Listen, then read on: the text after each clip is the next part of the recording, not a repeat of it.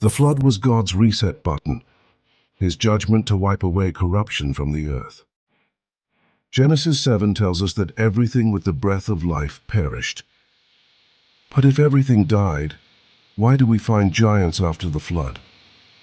Why do we read of the Anakim, the Rephaim, and Goliath, creatures that sound just like the pre-flood Nephilim?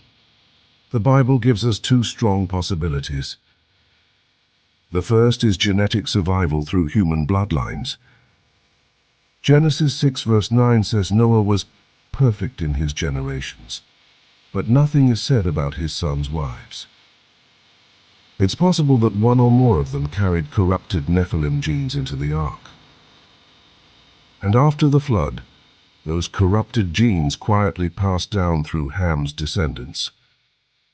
This would explain why so many giant tribes appeared in Canaan: the Canaanites, Amorites, and Philistines, all of whom descended from Ham. The second strong possibility is spiritual influence, not physical survival. The Book of Enoch, an ancient Jewish writing, says when the Nephilim died in the flood, their spirits became wandering evil spirits. Think about that. The angels who fathered them are chained in darkness, as 2 Peter 2 verse 4 says. But their offspring, the Nephilim spirits, are still free, whispering, influencing, and corrupting. Ephesians 6 verse 12 describes them as spiritual wickedness in high places. Some believe humans, through occult rituals and secret practices, allowed these spirits to influence their bloodlines, gaining unnatural strength, forbidden knowledge, and power. Was Goliath just a naturally big man, or the result of a human line that had once again yielded to these spirits? Whatever the case, the Bible is clear.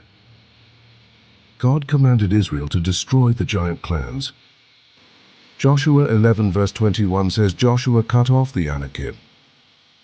And in David's time, the last of the giant warriors, Goliath and his brothers, were killed, as recorded in 2 Samuel 21.